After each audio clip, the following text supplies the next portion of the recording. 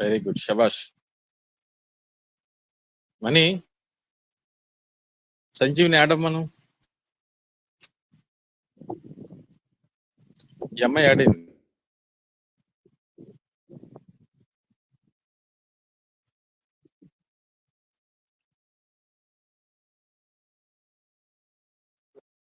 అయిపోయాడు, వచ్చాడు అయ్యా.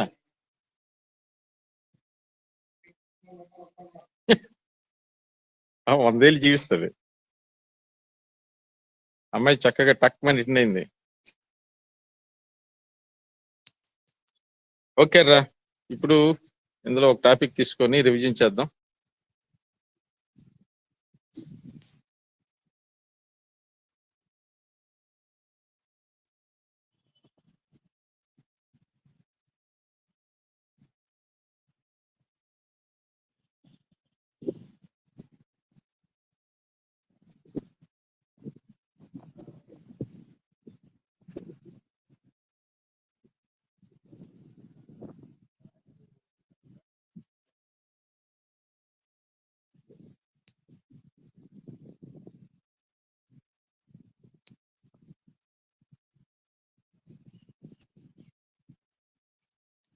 ఓకే రా,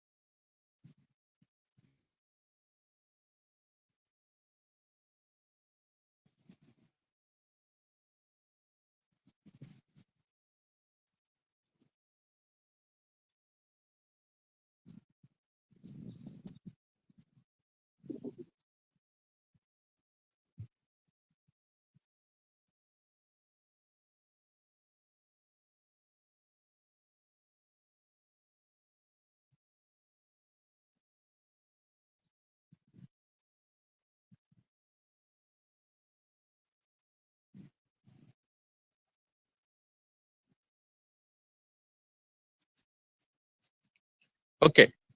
ఈరోజు బ్రాండింగ్ వ్యూహాలకు సంబంధించి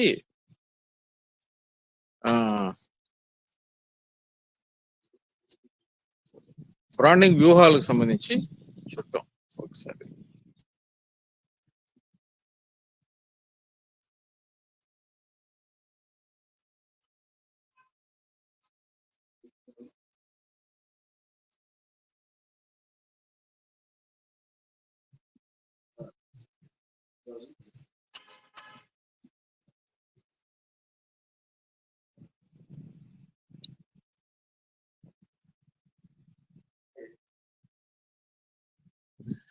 ఓకే, వివిధ బ్రాండింగ్ వ్యూహాల కోసం చూద్దాం. రకరకాల బ్రాండింగ్ వ్యూహాలు ఉన్నాయి. మీకు మీకు బ్రాండింగ్ అంటే తెలుసు కాబట్టి, బ్రాండింగ్ అంటే ఏమీ లేదు, లేబులింగ్ ఉంటుంది కదా, ఆ లేబులింగ్ పైన పేరుతో కానీ గుర్తులతో కానీ చూపిస్తే దాన్ని బ్రాండ్ అంటాం. ఇప్పుడు కాల్గేట్ ఉంది, మనకి ఈ కాల్గేట్ వర్డ్ బ్రాండ్ నేమ్, అదొక బ్రాండ్ నేమ్. అలాగే ఆ సింబల్, దానికి అలాగే సింబల్ కూడా ఉంటుంది, లాఫింగ్ సింబల్ ఉంటుంది. అలాగే మీకు రిన్ తీసుకుంటే ఫ్లాష్ సింబల్ ఉంటుంది, అలాగే రిన్ అండ్ వర్డ్, ఇవి బ్రాండ్ నేమ్స్ అన్నమాట. అయితే ఎలాంటి బ్రాండ్ వ్యూహాలను పాటిస్తుంటారు బ్రాండింగ్ విషయంలో? ఎలాంటి వ్యూహాలను పాటిస్తుంటారు ఈ బ్రాండింగ్ విషయంలో? వివిధ తరహా బ్రాండింగ్ వ్యూహాలను అవలంబిస్తుంటారు. వ్యూహం అంటే స్ట్రాటజీ. వ్యూహం మీన్స్ అంటే ప్రణాళిక అనమాట. వ్యూహాన్ని ఏమంటే ప్రణాళిక అంటాం. ప్రణాళిక అంటే ఇది స్వల్పకాలిక ప్రణాళిక అనమాట, క్విక్ ప్లాన్ కింద వస్తుంది. ఈ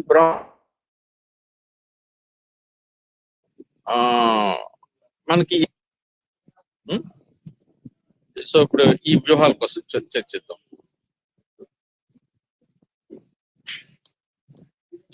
సంస్థ మార్కెట్ లో పరపతిని పెంచుకున్నట్టుకు, వ్యయాన్ని తగ్గించుకున్నట్టుకు అనేక రకాలైన బ్రాండింగ్ వ్యూహాలు కలవు. సో మార్కెట్ లో పరపతిని పెంచుకోవడం మీన్స్ మార్కెట్ వాటా పెంచుకోవడానికి, అలాగే వ్యయాలు తగ్గించుకోవడానికి. ఇవి రెండు సాధించడానికి సాధారణంగా కంపెనీలు ఈ బ్రాండింగ్ వ్యూహాల్ని అమలు పరుస్తూ ఉంటాయి. అయితే ఈ బ్రాండింగ్ వ్యూహాలు ఎన్ని రకాలు, అవి ఏమి? ఇది ఇంపార్టెంట్ క్వశ్చన్. ఈ బ్రాండింగ్ వ్యూహాలు ఎన్ని రకాలు? ఈ బ్రాండింగ్ వ్యూహాలు మనకి రెండు రకాలుగా కనిపిస్తున్నాయి.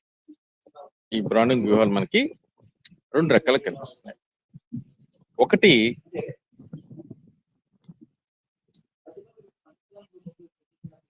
ఈ బ్రాండింగ్ వ్యూహాలు, ఒకటి ఉత్పత్తిదారుని బ్రాండింగ్ వ్యూహం, మధ్యవర్తి బ్రాండింగ్ వ్యూహం.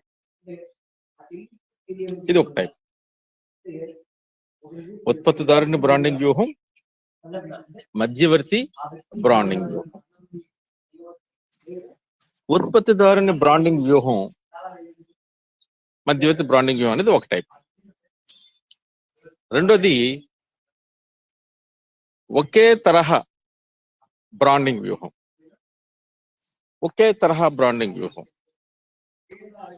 బహుళ బ్రాండింగ్ వ్యూహం. ఒకే తరహా బ్రాండింగ్ వ్యూహం, బహుళ బ్రాండింగ్ వ్యూహం. ఈ ఒకే తరహా బ్రాండింగ్ వ్యూహం, బహుళ బ్రాండింగ్ వ్యూహం, ఉత్పత్తిదారుని బ్రాండింగ్ వ్యూహం, మధ్యవర్తుల బ్రాండింగ్ వ్యూహం, వీటి కోసం ఒక్కొక్క దానికోసం మనం ఇప్పుడు డిస్కస్ చేద్దాం.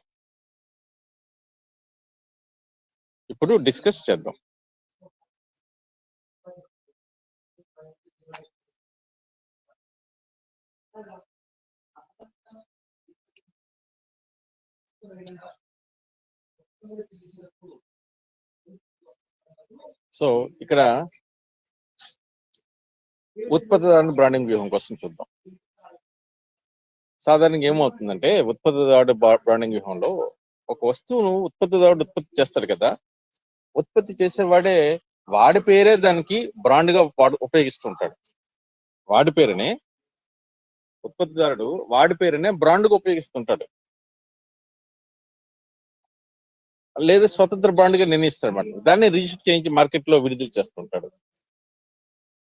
మొత్తం ఉత్పత్తిదారుని బ్రాండ్ మీదుగా మార్కెట్ చేయాలనే విధానాన్ని ఇందులో అవలంబించడం అనేది జరుగుతుంది. అయితే ఈ ఉత్పత్తి లేని పంపిణీ వ్యవస్థ విస్తరించబడి ఉండి మార్కెట్ లో హెచ్చు వాటాను కలిగి ఉంటుంది. అయితే సాధారణంగా ఈ ఉత్పత్తిదారుడు బ్రాండింగ్ వ్యూహంతో వెళ్ళేటప్పుడు వీళ్ళకి సాధారణంగా మార్కెట్ లో హెచ్చు వాటా ఉంటుంది అనమాట.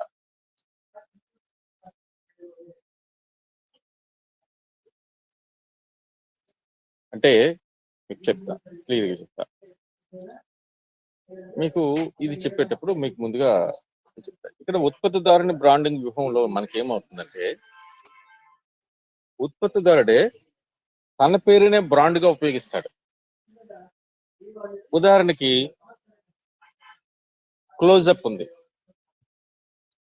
క్లోజప్ అనేది ఉత్పత్తిదారుడి యొక్క బ్రాండ్ నేమ్ కాదు.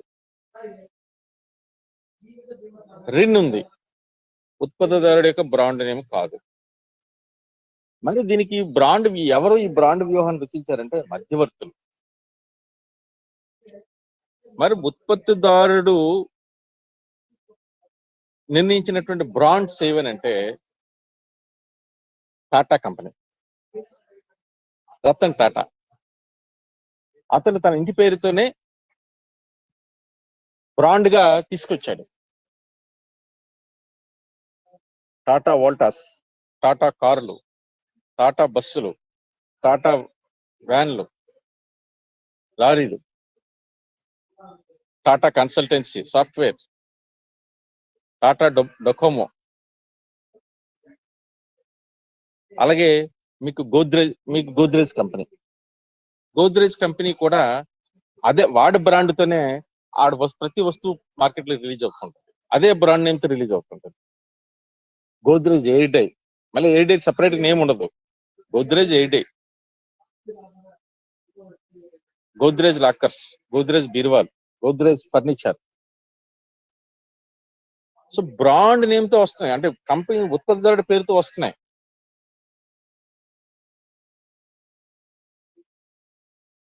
ఓకే, ఇది ఉత్పత్తిదారుడు పేరుతో వచ్చేది సాధారణ. మరి దీనివల్ల ప్రయోజనాలు ఏమైనా ఉన్నాయా? యా, మనం డిస్కస్ చేద్దాం. ప్రయోజనాల కోసం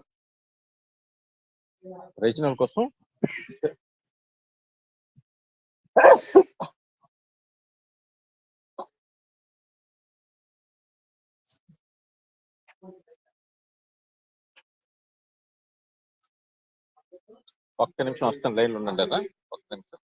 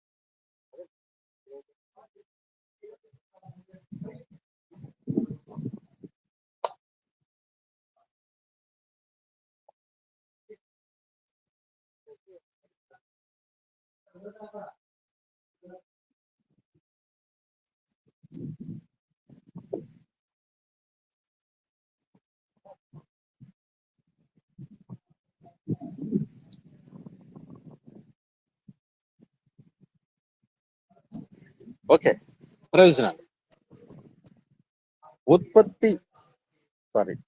ఉత్పత్తిదారుని బ్రాండింగ్ వ్యూహంలో ప్రయోజనాలు ఏంటంటే, ఉత్పత్తిదారుల బ్రాండ్ను వినియోగదారుల ఆమోదం ఎక్కువగా ఉంటుంది. వినియోగదారుల ఆమోదం ఎక్కువ ఉంటుందట. ఉత్పత్తిదారులు మనం టాటాకి చూడండి, మనం ఎంత చూపిస్తాము. ఎందువల్లంటే ఉత్పత్తిదారుడే బ్రాండ్ యజమాని కూడా, కాబట్టి వస్తువుల మీదనే కాకుండా నాణ్యత, గ్యారంటీ విషయంలో కూడా శ్రద్ధ కనబరుస్తాడు. ఎందుకంటే అతని పేరు మీదే బ్రాండ్ వస్తుంది కాబట్టి దాని క్వాలిటీ విషయంలో కానీ, గ్యారంటీ విషయంలో కానీ, వస్తు ఉత్పత్తి విషయంలో కానీ ఏమాత్రం కాంప్రమైజ్ అవ్వడం. అది బెనిఫిట్. 2, అంతేకాక మధ్యవర్తులు బ్రాండ్లు నిర్వహించలేనప్పుడు ఉత్పత్తిదారుడు బ్రాండ్ పై తప్పనిసరిగా ఆధారపడవలసి ఉంటుంది. మధ్యవర్తులు బ్రాండ్ నిర్వహించలేని పరిస్థితి ఉందనుకోండి, అంటే మనకి మధ్యవర్తులు ఎవరైనా అంటే ఇప్పుడు హిందుస్థాన్ లేబర్ లిమిటెడ్ కంపెనీ వాళ్ళు, ప్రాక్టర్ అండ్ గ్యాంబుల్ కంపెనీ వాళ్ళు, వీళ్ళు మధ్యవర్తులుగా ఉన్నారు. వీళ్ళు సొంతంగా బ్రాండ్లు తయారు చేస్తారు. కానీ ఇంకా వీళ్ళు కాకుండా వేరే మధ్యవర్తులు ఉన్నారనుకోండి, ఫర్ ఎగ్జాంపుల్ నువ్వో నేనో మధ్యవర్తిగా ఉన్నాం అనుకోండి, ఆ వస్తువుని మార్కెట్లోకి తీసుకెళ్ళడానికి మనం బ్రాండ్ని తయారు చేయలేం. సో అలాంటప్పుడు ఉత్పత్తిదారుడు బ్రాండ్ ఉండడం బెస్ట్. అది అయితే ఈ పద్ధతి వల్ల అమ్మకాలు తగ్గే అవకాశం ఉంది. ఎందువల్లంటే ఉత్పత్తిదారుల బ్రాండ్లో తగినంత లాభ శాతం ఉండదని, ధర మీద మధ్యవర్తి నియంత్రణ తక్కువగా ఉంటుందని కొంతమంది వ్యాపారులు తమ సొంత బ్రాండ్లు ఉపయోగిస్తారు. ఇటువంటి వారు ఉత్పత్తిదారుల బ్రాండ్ పట్ల ఆ శ్రద్ధ చూపరు. అంటే ఉత్పత్తిదారుల బ్రాండ్ మీద ఉన్నప్పుడు మధ్యవర్తులు ఏం చేస్తారంటే, ఈ ఉత్పత్తిదారుల బ్రాండ్ల మీద ఎక్కువ కమిషన్ రాదు, ఎక్కువ మనకి బెనిఫిట్ రాదు, లాభాలు రావు అనే ఉద్దేశం మధ్యవర్తులకు ఉంటుంది. అందువల్ల వాళ్ళు ఏం చేస్తారంటే, అంతేకాదు ధరను కూడా వాళ్ళు నియంత్రణ చేయలేరు. ఉత్పత్తిదారుడే ధర నిర్ణయిస్తారు కాబట్టి, సో దీనివల్ల మనకి ఎక్కువ లాభాలు రావు కాదు. కాబట్టి ఉత్పత్తిదారుల బ్రాండ్లని ఆ కొనుగోలు చేసే మార్కెట్ లో రిలీజ్ చేయడానికి మధ్యవర్తులు ఇంట్రెస్ట్ చూపరు, శ్రద్ధ చూపరు. అయితే ఈ పద్ధతి వల్ల అమ్మకాలు తగ్గే అవకాశం ఉంది. సో అలా చేయడం వల్ల అమ్మకాలు తగ్గే అవకాశం. ఎందువల్లంటే ఉత్పత్తిదారుల బ్రాండ్లు ఓకే. సో అయితే కొంతమంది ఉత్పత్తిదారులు కొన్ని బ్రాండ్ల సరుకులను ముడి సరుకుగా వాడి తమ వస్తువులను ఉత్పత్తి చేస్తారు. కొంతమంది ఉత్పత్తిదారులు కొన్ని బ్రాండ్లు గల సరుకులను ముడి సరుకుగా వాడి తమ వస్తువులను ఉత్పత్తి చేస్తారు. ఉదాహరణ కారుల తయారీదారులు టైర్లను వేరే నుండి కొనుగోలు చేస్తారు. ఈ పద్ధతిలో ఉత్పత్తిదారుడు తమ ఇతర బ్రాండ్ల ప్రపత్తిని కూడా మూలధనంగా మార్చుకోగలుగుతాడు. చూడండి, మనకి కార్ల విషయం వచ్చాడు, సియట్, ఎంఆర్ఎఫ్ టైర్స్, ఇవి బ్రాండెడ్ కంపెనీస్. ఇది మంచి బ్రాండ్ ఉంది, అంటే మంచి క్వాలిటీ అనేసి ఒక విశ్వాసం ఉంది. సో ఆ టైర్ని కంపెనీ ఈ వెహికల్స్ వాడటం ద్వారా ఆ బ్రాండ్ యొక్క ఇమేజ్ ని కూడా వీళ్ళు వాడుకోవడానికి చేస్తూ ఉంటారు. నెక్స్ట్ మధ్యవర్తి బ్రాండింగ్, ఇది ప్రైవేట్ బాండ్ లో అంటాం. మధ్యవర్తి బ్రాండింగ్ వ్యూహం లేదా ప్రైవేట్ బ్రాండ్ అంటాం. బ్రాండ్ ఉత్పత్తిదారుడు కాక మధ్యవర్తులైన పంపిణీదారులు, చౌక చిల్లర వర్తకులు చేస్తే వాటిని మధ్యవర్తి బ్రాండ్ లేదా ప్రైవేట్ బ్రాండ్ అంటాం. ఉత్పత్తిదారుని గుర్తింపు కానీ బ్రాండ్ కు అతనితో సంబంధం లేనప్పుడు ప్రైవేట్ బ్రాండ్లకు కూడా పేర్కొనవచ్చు. ఇది ఇక్కడ ఉత్పత్తిదారుడు బ్రాండ్ నేమ్ ఇవ్వడం, మధ్యవర్తిలో బ్రాండ్ నేమ్ ఇస్తారు. ఇప్పుడు చెప్పాను కదా, Procter and Gamble, Hindustan lever limited వాళ్ళు వీళ్ళే బ్రాండ్ నేమ్ ఇస్తారు. కోల్గేట్ ఉంది, బ్రాండ్ నేమ్ ఆడించుకుని క్లోజ్అప్ ఇచ్చుకున్నాడు, సింతాల్ ఇచ్చుకున్నాడు, లిరిల్ ఇచ్చుకున్నాడు, రెగ్జాన్ ఇచ్చుకున్నాడు, ఇలా వాడే సొంతంగా బ్రాండ్ నేమ్ ఇచ్చుకుంటుంటాడు. మధ్యవర్తి సూచన ప్రకారం వస్తువులు ఉత్పత్తి చేసి, సో ఇక్కడ ఏమవుతుందంటే మధ్యవర్తులు బలంగా ఉంటారు. ఇక్కడ వీళ్ళే సూచనలు ఇస్తారు, బాబు మీ వస్తువుని, ఉత్పత్తిదారుడికి సలహాలు ఇస్తారు, బాబు మీ వస్తువుని ఇలా తయారు చేయండి, అలాగే తయారు చేయండి, ఇలా తయారు చేస్తే బాగుంటుంది, అలా తయారు చేస్తే బాగుంటుంది, నాణ్యత ఇలా కావాలి, వినియోగదారుడు ఇలా కావాలని అడుగుతున్నాడు, మీరు ఆ విధంగా తయారు చేయండి అని సలహాలు సూచనలు ఇస్తూ ఉంటారు. అయితే మన దేశంలో ఇది మందుల పరిశ్రమలో, బనీన్ తయారీలో, ఆట వస్తువుల తయారీలో ఉంటుంది. అలాగే స్పెన్సర్, ఎన్టీసీ నెక్స్ట్ ప్రయోజనాలు. ఈ రకమైన మధ్యవర్తులు బాండింగ్ ప్రయోజనాలు ఏంటంటే, ఉత్పత్తిదారుడి దగ్గర పరిమిత వనరులు, శక్తి సామర్థ్యాలు లేనప్పుడు ఈ విధానం బెస్ట్. ఉత్పత్తిదారుడి దగ్గర తగినంత వనరులు లేవు, సిబ్బంది లేరు, తన బ్రాండ్ తీసుకుని మార్కెట్లోకి తీసుకెళ్ళలేడు. అటువంటి వాళ్ళకి మధ్యవర్తుల బ్రాండింగ్ అనేది బాగా లాభదాయకంగా ఉంటుంది. రెండో బెనిఫిట్ ఏంటంటే,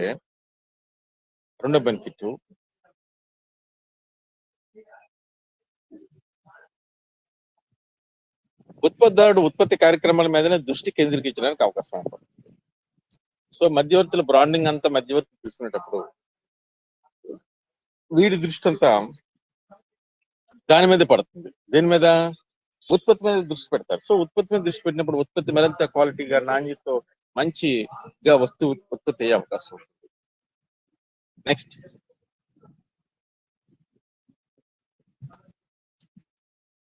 స్థానిక మార్కెట్లతో సన్నిహిత సంబంధాలు కలిగిన మధ్యవర్తులు వినియోగదారుల కోరికలు, పోటీ వస్తువులను వెంటనే ప్రతిస్పందించడానికి వీలు. సో మధ్యవర్తులు బ్రాండ్ మధ్యవర్తులు చేసినట్లయితే మధ్యవర్తుల ద్వారా వినియోగదారులకు ప్రత్యక్ష సంబంధాలు ఉంటాయి కాబట్టి వారు వినియోగదారుల అభిరుచుల్ని ఎప్పటికప్పుడు ఉత్పత్తిదారుడికి చేరవేయడానికి అవకాశం ఉంటుంది.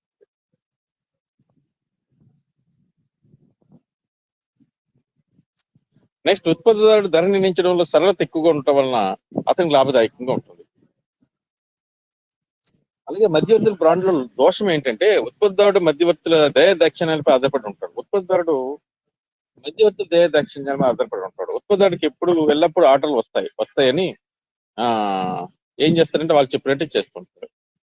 అలాగే ఉంటుందన్నమాట. ఉత్పత్తిదారుడు ద్విపాత్రగా తాను ఒక బ్రాండ్, మధ్యవర్తి మరొక బ్రాండ్ ద్వారా అమ్మకాలు సాగిస్తే మధ్యవర్తి ఉత్పత్తిదారుని కంటే ఎక్కువ ధర నిర్ణయిస్తే ఉత్పత్తిదారుని పరపతి దెబ్బతింటుంది. ఇదో ప్రాబ్లం. మధ్యవర్తులు ధరలు ఎక్కువ నిర్ణయించారనుకోండి, ఉత్పత్తిదారుడు దెబ్బతినేస్తాడు, వాడు ఉత్పత్తి చేసి పడిపోయే ప్రమాదం ఉంది. వ్యూహ నిర్ణయం. ఏ సంస్థనే ఒకే రకమైన వ్యూహాన్ని అనుసరించాలనేది ఏమీ లేదు. ఆర్థిక పరిస్థితులను బట్టి, మార్కెట్ పరిస్థితులను బట్టి, శక్తి సామర్థ్యాన్ని బట్టి, సిబ్బంది సామర్థ్యాలను బట్టి రెండింటిని మేళవించి మనం ఉపయోగించవచ్చు. ఉత్పత్తిదారుడే సరుకు సరఫరా, నాణ్యత, ధర, ప్రచార విషయాలు జాగ్రత్త తీసుకుంటాడు. కొన్ని సంస్థలు 2 రకాల బ్రాండింగ్ వ్యూహాలను కూడా ఉపయోగిస్తుంటాయి. ఇప్పుడు ఇంకొక రకం బ్రాండింగ్ వ్యూహం, ఒకే తరహా బ్రాండింగ్ వ్యూహం వర్సెస్ బహుళ బ్రాండింగ్ వ్యూహం. ఇది ఎలా ఉంటుందో చూద్దాం. ఒక్క నిమిషం, నేను మళ్ళీ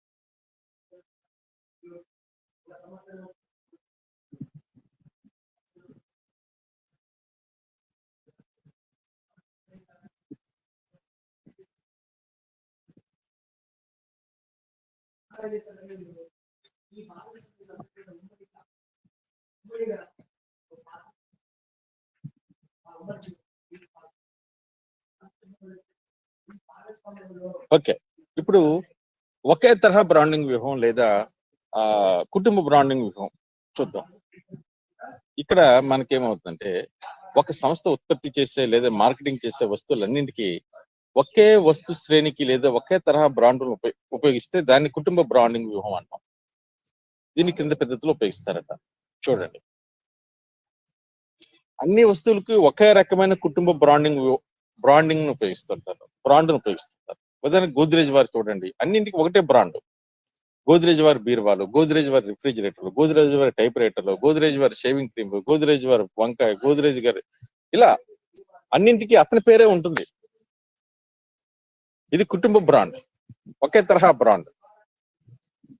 ఒకే శ్రేణికి చెందిన లేదా గుంపులో చేరే వస్తువులకు ప్రత్యేకమైన కుటుంబ బ్రాండ్ వాడతారు. ఉదాహరణకు హిందుస్థాన్ లేవర్ లిమిటెడ్ వారు తమ బ్రాండ్లకు, తమ బ్లేడ్లకు, షేవింగ్ క్రీమ్, షేవింగ్ లోషన్లకు ఎలాస్టిక్ బ్రాండ్ వాడుతుంటారు.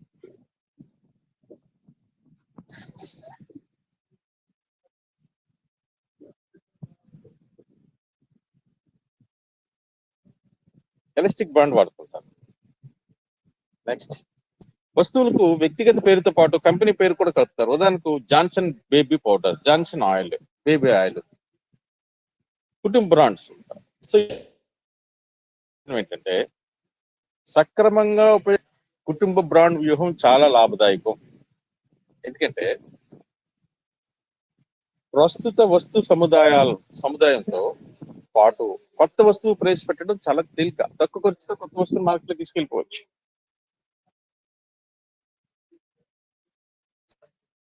బ్రాండ్ పరపతి సులభం కూడా వ్యాప్తి.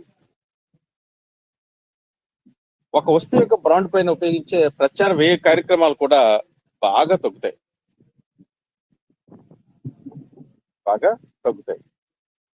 అలాగే వివిధ నాణ్యత కలిగిన వస్తువులకు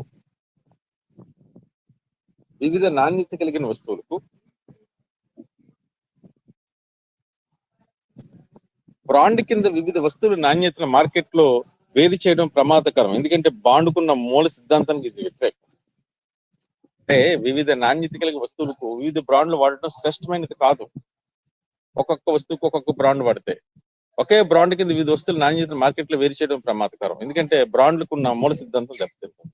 ఇప్పుడు మనకి ఆల్రెడీ ఒక బ్రాండ్ మీద మనకి మంచి పబ్లిక్ లో మార్కెట్ లో మంచి క్రేజ్ ఉంది. మనం మార్చేస్తుంటే ప్రతిదీ కొత్త కష్టం అయిపోతుంది, ఖర్చుతో కూడుకున్నది అయిపోతుంది. మన బ్రాండ్ మళ్ళీ పబ్లిక్ లో తీసుకెళ్ళడానికి కష్టం అవుతుంది.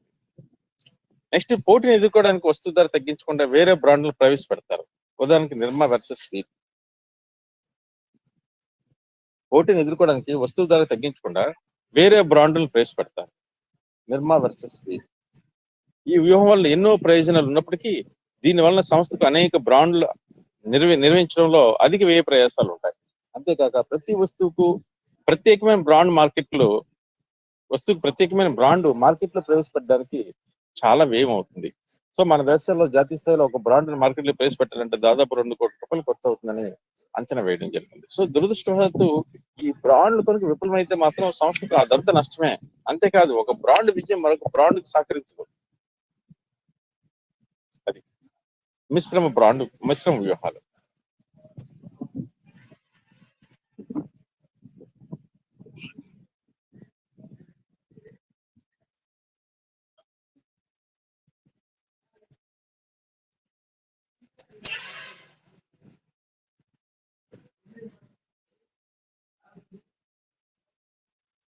మిశ్రమ వ్యూహం.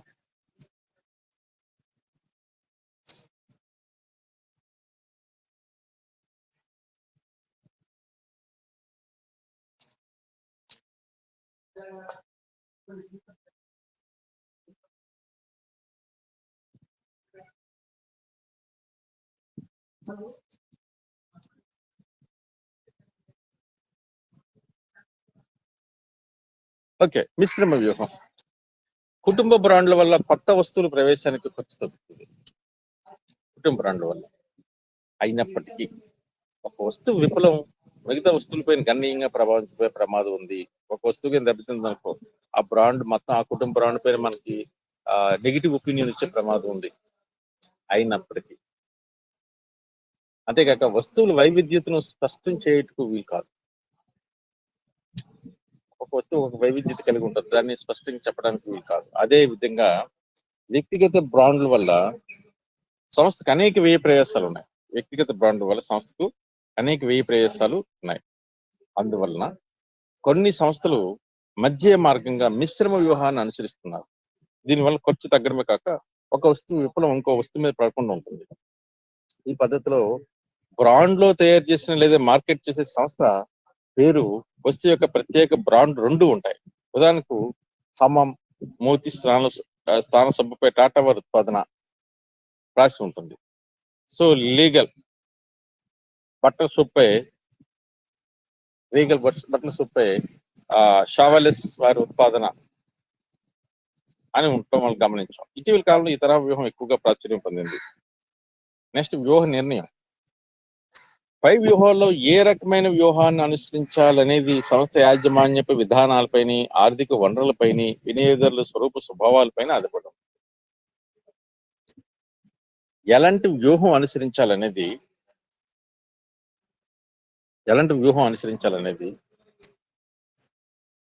ఎవరి మీద ఆధారపడి ఉంటుంది? సంస్థ ఒకే జాతీయ స్థాయి అదే ఎవరిపైన ఆధారపడి ఉంటుంది? ఉత్పత్తిదారు యాజమాన్యం పైన, యాజమాన్య విధానాలు, ఆర్థిక వనరులు, వివిధ స్వభావాలు, సిబ్బంది పనితీరు, సిబ్బంది సామర్థ్యం పైన ఆధారపడి ఉంటాయి.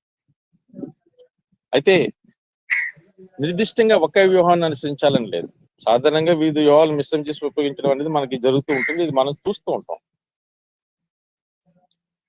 ఒకే సంస్థ జాతీయ స్థాయి ఉత్పత్తిదారుల బ్రాండ్ విధానాన్ని దూరంగా ఉన్న స్థానిక మార్కెట్లు మధ్యవర్తి బ్రాండ్ విధానాన్ని ప్రకటించారు. మార్కెట్ కి దూరంగా ఉన్నది అంటే మధ్యవర్తి బ్రాండింగ్ మెథడ్. అదే సంస్థ కొన్ని వస్తువుల శ్రేణుల కుటుంబ బ్రాండ్ వ్యూహాన్ని అనుసరిస్తూ ఉంటారు. సో ఇది బ్రాండింగ్ వ్యూహం అరా. సో దీన్ని మీరు చూసుకోండి. ఈ క్వశ్చన్ ఒకటి ఇంపార్టెంట్, ఎగ్జామ్ లో బాగా ఉపయోగపడే క్వశ్చన్. బ్రాండింగ్ ప్రయోజనాలు, బ్రాండింగ్ ఆవశ్యకత మీద అడుగుతాడు, లేదా ఈ క్వశ్చన్ అడుగుతాడు, చూసుకోండి. ఓకే,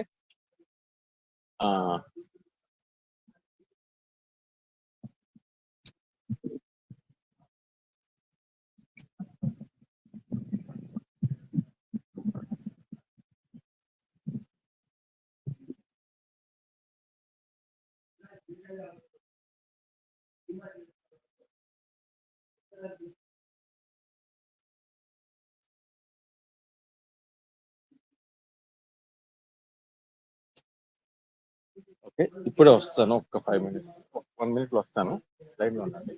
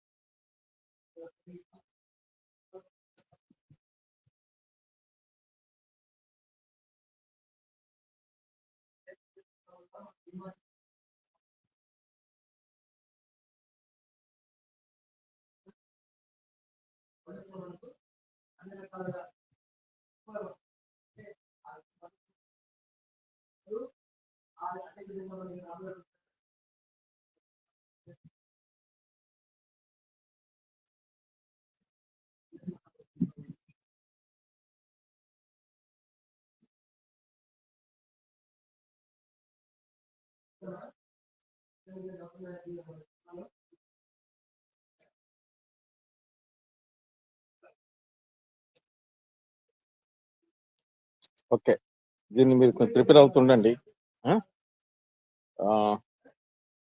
నెక్స్ట్ ఇందులో మనము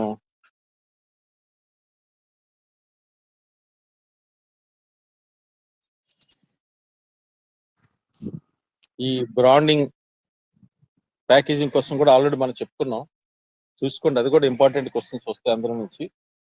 ప్యాకేజింగ్ మీద రావచ్చు, బ్రాండింగ్ మీద రావచ్చు. మెటీరియల్ అంతా తగ్గించుకోండి. ఓకే ఓకే, క్లాస్ ఇక్కడితో ఆపేస్తున్నాను. సరే సార్. ఓకే, మరి ఒక స్నాప్ తీయమా, ఒకటి తీసి ఫోటో తీసి పంపించి నాకు. ఇది క్లోజ్ చేయాలి కదా.